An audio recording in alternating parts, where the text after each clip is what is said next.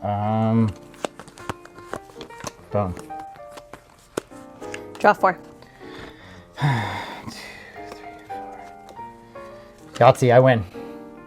This isn't. We're playing Uno. I know, I win. You don't win. Yahtzee, I win. We're playing Uno. You can't win. I still win. I'm just saying. You're not winning.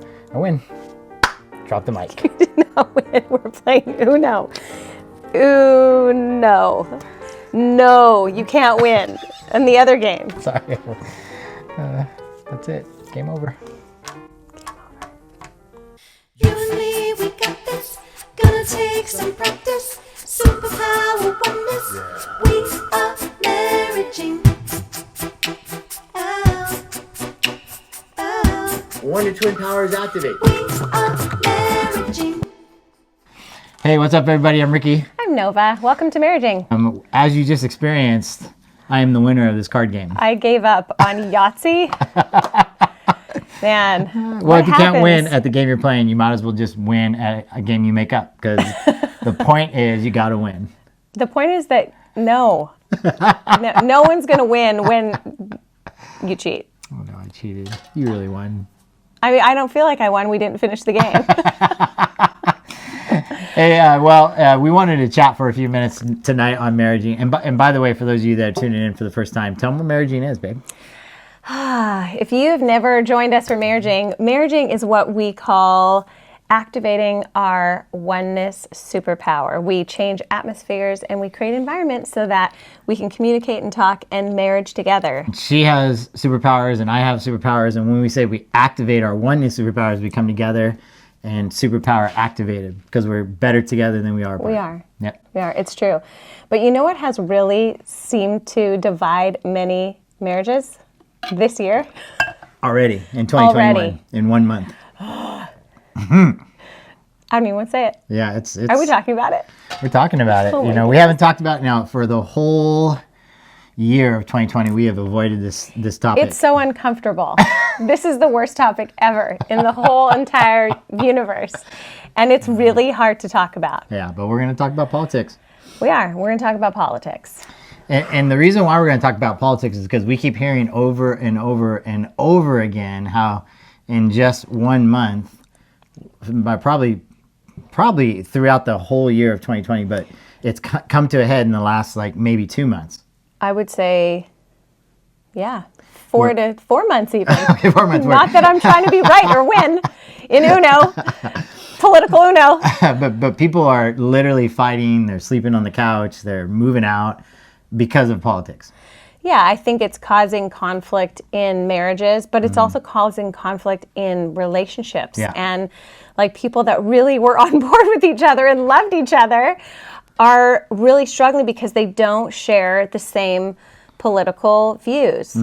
And then it's caused angst in the home because one person's super into stuff and one person isn't. But you know what's so funny, Ricky? I was told somebody the other day, I was like, I can't, and this is true, I can't stand talking about politics with too many people. I'm just going to be, it's just so, you just don't know where anybody sits. And so we don't have television. We don't watch the news. I have a text thread with my siblings and we talk politics. And I think that is actually, I mean, I love my siblings, so not your bad, but I think that actually did cause some angst in our marriage, because I was like, oh my goodness, I didn't know this. Look at this, Ricky. And you're like, again? So to frame it, here's Yeah. what was going on. So as a pastor, I'm a pastor, for those of you that didn't know, and most of my day is resolving conflict. No matter how you look at it, if it's counseling folks that are in conflict, or figuring out the business of the church, which sometimes can be, resolving conflict and bringing peace, and that's kind of what I do all day long. So when I would come home, and she would show me the latest Trump video or whatever. I mean, conspiracy, whether, these things are true or not, whatever the source is. I felt like it was coming home from conflict. Or on either side of the aisle, I would just show you videos and go, what is happening in our world? And then some days I would feel like, this is right. And then the next day I'd be like, that was wrong. That was wrong. And it caused this, and for me, like, and even though I wasn't watching the news and I wasn't doing that, it was like I would get these things and then I'd want to process with him because I'm a processor and I wanted to talk it out. And he's like, this is way too much negativity in my life. But yet, in some ways, I felt like, I learned a ton, but it wasn't very life-giving within our home all the time. I do think it's okay to be a person that, researches things and isn't just like sitting back going, well, I'm not really interested in this world. I just want to be in my own little bubble. But I think you also have to have the ability to not just automatically think one way and then bring that into your home and go, this is it forever and ever. Amen. Yes. So dogmatism it can be a problem. Yeah. Politically speaking, and then probably in every sense of the word. Yeah. Here was what I was experiencing. Okay. And this is where we actually did experience some conflict in our marriage, politically speaking. Okay. Because I was sneaking around watching some political videos. so she'd be over here on her phone with one what is it? AirPod in. I was like, and I'm telling her about my day, and she's like, yeah. What? I'm like, what? That's not totally true. But there were days because I was like, what is going on? Okay, so I was of the notion that I don't want anything to do with any of it. Literally, I said, forget it. I don't know who's telling the truth, who's lying, who's the best candidate, who's not, what policies are going to happen. And so I just literally said, I don't want anything to do with it. So I did that, okay? And my wife, on the other hand, said, I want to be informed. I want to know. I want to be educated. I don't want to bury my head in the sand. So we were on opposite ends of the spectrum. Okay. So I think what we want to talk through tonight is how we navigated through that, because some of you are in the middle of it right now. Some of you still think that the election's not over. I don't know. Anyways, wherever you are on the spectrum of conspiracy theory or no conspiracy theory, policies, candidates, whatever, the truth is, if you're not careful, you're going to allow something like politics to break your oneness superpower and set you on a trajectory away from each other. And it could become like more personal. It's like politics. There are personal things about your beliefs that you believe in. Like, I feel like I am just so, I advocate for protecting the lives of children and babies. And I feel passionate about that. Some of those things that are going on, it grieves me. That is one area where I feel so strongly. And I think you agree with that. But I think, going outside on some of the policies that really, I don't understand all of them, was trying to become informed. You kind of felt like it was too much and like taking over too much of our evening conversation. Right? Yeah. Yes, but what I wasn't taking into account is that I was like, when we were playing Uno and I started playing a different game and you were over here still playing this game, and I didn't take you with me. So where I went wrong in that whole thing is I just said nope, and I made a decision. I moved on that decision, and I blocked you from joining me in making that decision. So. And where I feel like there was because you stiff-armed me a little bit. You're like, enough of that, lady. I'm done. And then because of that, though, because I nope, you had to kind of sneak around and talk to my siblings. But the thing is, the siblings were not the issue. I love all my sister and brother-in-law. Yeah. The issue was the way that we responded to each other. So it was almost like I forced you into hiding, and you dismissed my. Because I was like, I cannot believe this. Okay, so it wasn't paper; it was an app. So I was doing right. Okay, so now here's what else happened with that. Just because our son had been home for the whole month, our kids, right? Elisha was home for college, and I think because I'm influencing my son, he would roll his eyes when I would roll my eyes. When mommy would come in and go, "What?" and we would both look at each other and roll our eyes. So I would come in and go, "You guys, we need to have a prayer meeting right now." Okay, but in fact, what I did wrong was I was sort of embittering my son towards his mommy. So listen, we want to always, on this show, we always want to tell you the things that we screwed up in, so that hopefully screwed this one up bad. So hopefully you won't make the same mistakes we will. Okay, and because we don't want to paint some illusion where we're giving you our highlight reel of all the best things and cropping our photos so they look amazing, and then that's what you think we are, just amazing and not not real. No, this was a point of contention. No joke. 100%. It was 100%. 100%. And sometimes I would think I'm like, stopping right now. I mean, yeah, but I mean, I'm kind of hearing myself telling my friends, like, I don't want to talk politics with you, but in my house, I want to talk politics. Like, I want on my text thread with my siblings and with my husband, and I didn't really want to go outside that sphere because there's so many strong opinions, and there's some really great opinions out there that I might not agree with, but their opinion seems so great to them. There was internal conflict, and the truth is, the best place that to feel safe is in your home. It has to start in your home. I helped create an atmosphere. Boo. It was too much. So essentially, in retrospect, as we evaluate where we went wrong and what we could have done differently, I would suggest, and then I want to hear what your thoughts are. Okay. I would suggest, rewind, go back. Okay, so we have a talk about boundaries. What's okay, what's not okay. And if it's just about what I want is okay and what you want is not okay, then that means I win. Yeah. And the and thing is, like, I was feeling a little bit like that. of course. Yeah. And I wasn't even playing the same Which game this as is you. our natural inclination. Yes. Yes. All of a sudden, mid-game, mid-Uno, I shifted to Yahtzee. And so I was winning, but I was winning a game you weren't even playing with me. So my assessment, what I could have done better, okay, is I could have said, I like this part.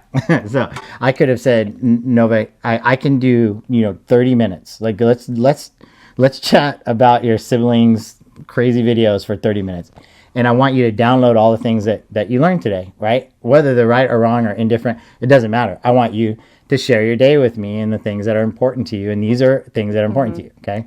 Instead, I dismissed them and didn't want anything to do with them. Okay.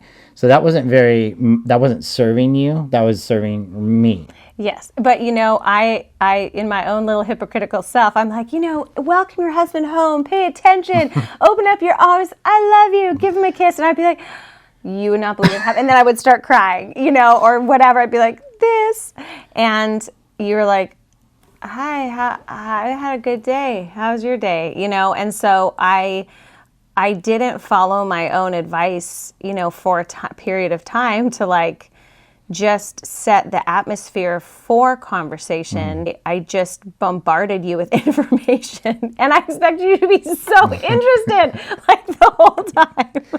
Okay, so here's the point, and we wanted to keep it short intentionally tonight because what we want, the intended outcome of this episode is for you to shut this thing off and have a real conversation. That's typically where we want you to land. Always. But this is going to be a really healthy conversation because we want you to do some confessing. What we just modeled for you, by the way, is ownership. It's confession, and it sucks. It sucks that I have to look at my wife and go, man, I wasn't very nice to you, and I was kind of self-serving, and I'm sorry, and that sucks that I have to say that. Sucks that she has to say back to me, I didn't welcome you home with open arms. I told you the latest video. It doesn't feel good, but it's the truth. It's the truth. If we can encourage you to get truthful with each other, and listen, this is about politics and it's not about politics. So you may agree totally politically, you may not agree politically, but it is, some of those topics of conversations can be so contentious that it makes you do this. What's the first thing you can do is just confess to each other. Turn this off and sit in just like, man, I blew it. I didn't create an atmosphere where you felt like we could even talk to each other. And then really forgive each other for that, and know that we are in this together. I don't have an end date. It's into eternity. And I don't have another option. You're my only option. If you could look into each other's eyes, confess and say, you're my only option. So let's talk this out. Let's work it out. And how can I serve you in a way that you feel welcome when you come home, not bombarded? Second thing that you got to keep in mind, and this goes for across the board. If she's Democrat and I'm Republican, or I'm Democrat, she's Republican. And there are couples that are completely totally opposite, but they love each other. Yeah. Or maybe it's not even that so much as it's policies. I think that's a bad policy. Right. I think it's a good policy. Or, I disagree with the mask, or I think the mask are saving lives. Wherever you stand on issues, you have to understand that your marriage transcends issues, transcends who's in the Oval Office, transcends the latest from CDC.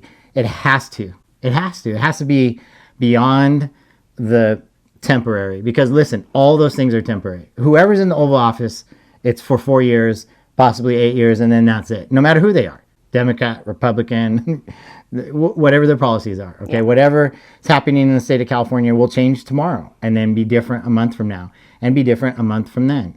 It's always going to change. And the truth is, we're not politicians. So many of you are like, that's great, Ricky. No, but we have our own ideas. Awesome. That is amazing. And you can, help people and influence people. The whole point about tonight is just really being honest about conflict, the things that there are conflicts in your home. And one of them may be politics. And it might not even be politics in this world. It could be politics in your job. You may work at the same place, company, and there's these political things and you can't get away from it. And you might agree with the boss and that person might agree with the person that just got fired or whatever. There are political things that go on in the workplace, outside, in the government, whatever, that there's going to be conflict. And we have to learn how to have time when we're home together that doesn't infiltrate every moment of our time together. Yeah, that would be something we suggest as a potential tool, is you set yourself time limits to have these discussions, right? So that's where you say, okay, when I get home, we're going to spend 30 minutes talking about the kids in our day. Then let's talk 30 minutes about politics. And then, you know what, let's shut that off and let's just be together and enjoy each other and laugh, listen to music, dance, make dinner together, enjoy our family.